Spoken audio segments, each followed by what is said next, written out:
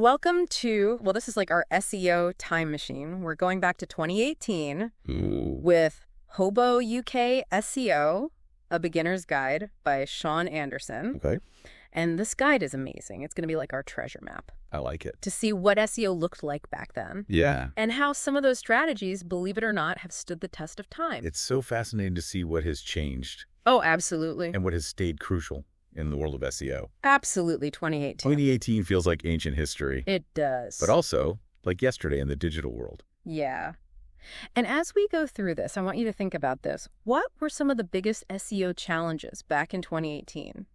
Because Sean tackles them head on in this guide. Yeah, a little trip down memory lane. I like it. He does not sugarcoat it. Yeah. He talks about those wild, wild west days Oh, yeah. of SEO where you could get away with tactics that would make Google cringe today. Like what? Keyword stuffing, for example. Oh, yes. The art of cramming keywords into a web page like you're trying to win a prize at a carnival. I know. It's almost hard to believe people thought that would work. It's almost comical looking back. But imagine you pour your heart into your website Yeah. only to have your traffic plummet because you unknowingly used outdated tactics. Oof. Yeah. That's why understanding Google's mindset is so crucial. Absolutely. And Sean really hammers home the point that Google was already getting much smarter, even back then. Oh, for sure. He talks about this shift from punishing bad websites to actually rewarding the good ones. It's like Google decided to stop being the internet police Right. and instead become the cool kid at school, only recommending the websites they actually liked. Exactly. And what does Google like? What is Google like? High quality content, my friend. Yes. Unique, valuable content that truly helps users. Yes, Sean sums it up perfectly. he does. Content is king, but quality is queen. Yes. And Google is utterly devoted. Okay, so how did Google start separating the royalty from the riffraff? Enter Panda and Penguin. Oh, yes. I bet these algorithm updates still send shivers down some SEO's spines. They were game changers for sure. They were. And they really highlight how Google's focus was shifting towards a better user experience. It wasn't just about keywords anymore. It was about the overall quality, the trustworthiness of a website. Right. So how did Panda shake things up? Well, Panda was all about content quality. Before Panda, you could get away with thin, keyword-stuffed content. Right. But after Panda, websites with high-quality, well-researched, and engaging content started to dominate the rankings. And then Penguin swooped in to deal with another shady tactic. Oh, yeah. What's that? Link schemes. Link schemes, right. Penguin targeted websites that were trying to manipulate their rankings with unnatural backlink profiles. Buying links, participating in link exchanges, all of that became a big no-no. Big no-no. And here's where things get really interesting for you. Think of it this way. Google is like a detective, constantly analyzing clues to determine a website's authority. They were starting to look beyond just individual keywords and backlinks, and considering the bigger picture, the website's overall reputation. And that's where the concept of bad neighborhoods comes into play. Ooh. Google was getting wise to the fact that if your website was hanging out with a lot of spammy websites, it might reflect poorly on you. Guilt by association. Precisely. Yeah. And this is still so relevant today, maybe even more so. Oh, for sure. With the rise of AI and machine learning, Google's algorithms are constantly evolving, becoming even more sophisticated at identifying and devaluing low-quality links.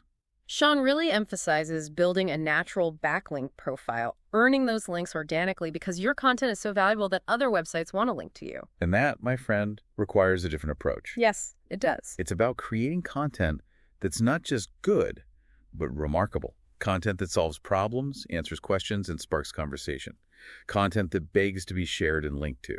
It's about playing the long game. Yes. Building relationships with other websites in your niche, becoming a trusted voice in your industry. Absolutely. Yeah. And that's something that's as true today as it was in 2018.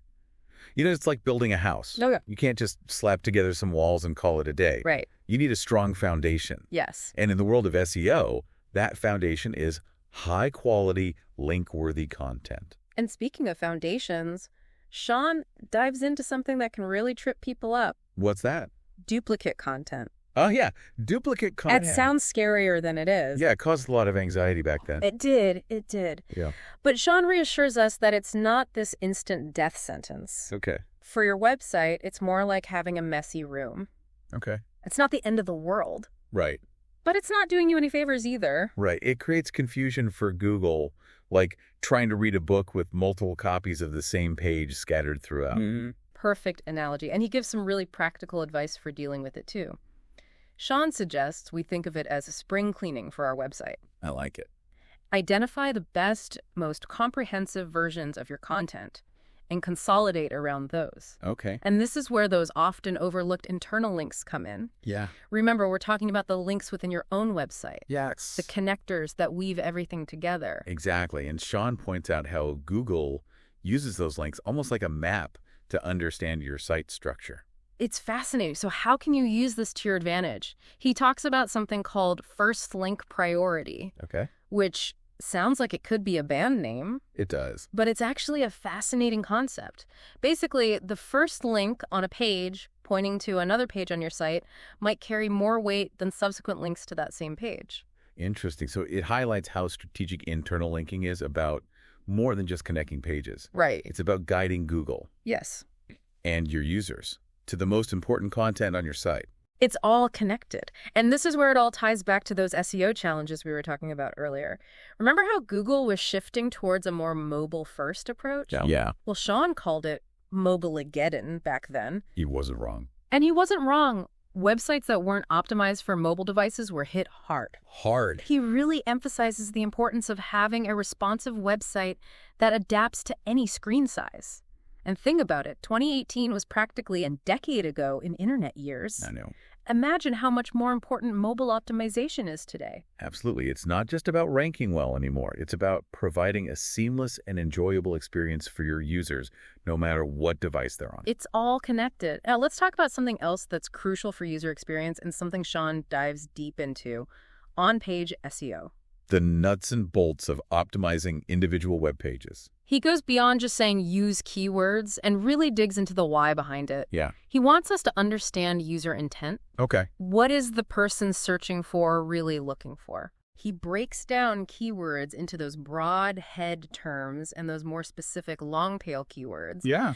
And he really encourages us to think like a user. Okay. He even uses this example of a web page optimized for credit cards, but he points out you're not just trying to rank for that exact phrase. Right. You're trying to capture all those related searches, like best travel credit cards or compare credit card offers. It's about understanding the nuances of language. Yes. And how people search. And this is where I think Sean was ahead of the curve. He talks about how Google is getting better at understanding synonyms and related terms. That's the power of natural language processing. It's like Google was learning to read between the lines. Exactly. Oh. So what does this mean for you? It means you can relax a little on the keyword stuffing Okay. and focus on writing naturally, conversationally, just like you're talking to a friend. Right. Because ultimately, that's what Google wants, for your content to connect with real people. And speaking of connecting, Sean gets really into the weeds on all those on-page elements we love to talk about. Like what?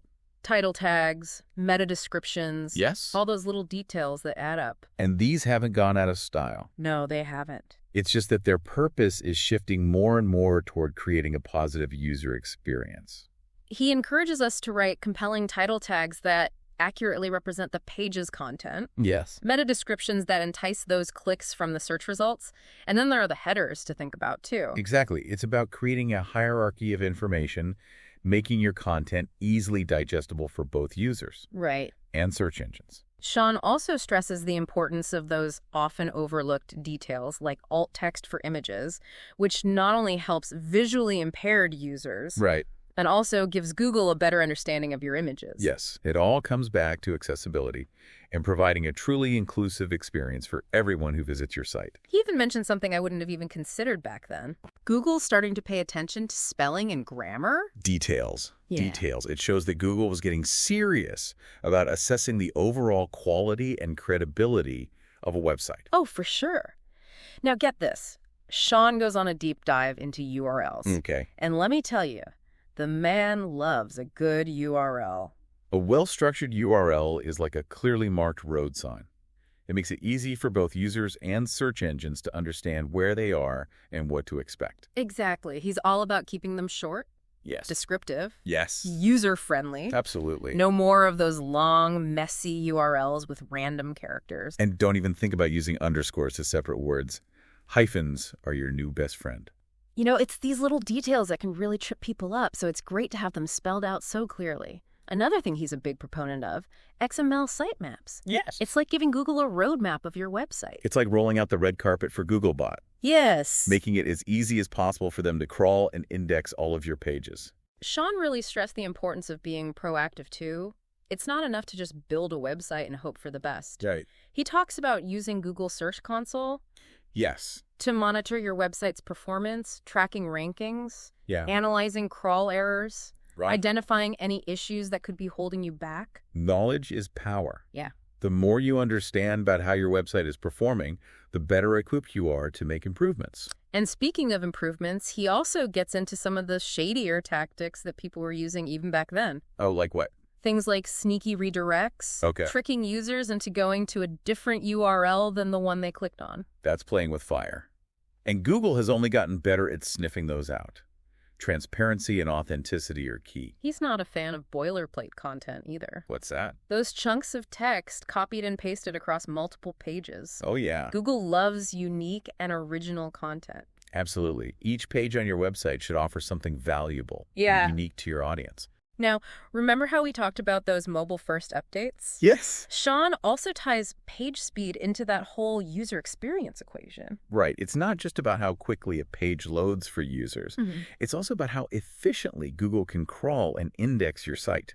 Speed is key, especially in today's fast-paced digital world. Absolutely. He recommends using tools like Google's Page Speed Insights to pinpoint any bottlenecks that might be slowing things down. And here's where he was really ahead of his time. He talks about HTTPS. Oh, wow. Back in 2018, it was still somewhat optional for many websites. Right. But Sean recognized the writing on the wall. He knew Google was starting to favor websites with that extra layer of security, Right. those HTTPS encrypted sites. It was a smart move to prioritize that. Yeah. And it's now an absolute must-have for any website that values user trust and security. Absolutely. And you know, it's interesting looking back at the tools he recommended. Yeah. SEMrush for keyword research, Ahrefs for backlink analysis, Screaming Frog for technical SEO audits. These tools have evolved, but their core purpose remains the same. They are still invaluable assets for any SEO professional. He also makes this really interesting point about social media. Okay. While those social signals might not directly impact your rankings, they definitely have an indirect influence. How so? It's about building brand awareness, establishing yourself as a thought leader in your industry. Okay. The more your content is shared and engaged with, the more likely it is to attract those valuable backlinks. It's Right. all connected. And I love how he emphasizes that SEO is a marathon, not a sprint. Yeah. There's no magic bullet, no get-rich-quick scheme. It takes time, effort, and a deep understanding of how search engines work. Absolutely. You've got to be in it for the long haul, Yeah. consistently creating valuable content, Right. Yeah. building those relationships. And you got to be adaptable, too, because Google's algorithms are constantly evolving. And that's what makes it so fascinating, right? It's a constant process of learning, experimenting, and refining your strategies. Absolutely. Now, one last nugget of wisdom from Sean that I think is so important. He talks about the significance of editorial links. These are those golden backlinks yeah. given freely by other websites because they genuinely value your content. It's the ultimate seal of approval from your peers. And he actually shares some of his own link building tactics, like finding those broken links on other websites Yeah. and offering up your own content as a replacement. I like that. It's a win-win. You're helping someone out while also potentially earning a valuable backlink. Talk about an SEO superhero. I know, right? And he circles back to the idea of building those relationships with other website owners and bloggers. Yes. It's not just about begging for links. Yeah. It's about providing value, Yeah. contributing to the community. Be genuine, be helpful, and the rest will follow. Now, this next part might be my favorite takeaway. Sean talks about how while he loves data and those fancy SEO tools, he doesn't rely on them blindly. Yeah. He's not afraid to trust his gut and use his own judgment. I like it. He compares it to using a GPS. The GPS can get you close. Right. But sometimes you have to veer off the beaten path to discover those hidden gems. Sometimes the best insights come from your own intuition and experience. Okay, one last thing I want to touch on. Sean dedicates a whole section to the concept of EAT. EAT. Expertise, authoritativeness, and trustworthiness. Oh, yes. Back then, people were starting to realize that Google was looking beyond just keywords and backlinks. Exactly. They wanted to see if a website was a credible source of information. And he gives this fantastic example. Imagine a website selling medical supplies. Okay. He says it's not enough to just have those product pages. Right. You also need to demonstrate expertise in the field, provide valuable resources, answer common questions, maybe even bring in medical professionals for quotes and insights. It's about becoming a trusted resource, an authority in your field. And that, my friend, is a message that resonates even more strongly today. I think so too. So as you embark on your own SEO adventures, remember, What's that? it's a journey, not a destination. Stay curious, keep experimenting, and never stop learning. Words to live by? And always remember, What? content is king, quality is queen, and user experience is the entire royal court. Beautifully said. Thanks for joining us on this SEO time warp. Anytime. Until next time, happy optimizing.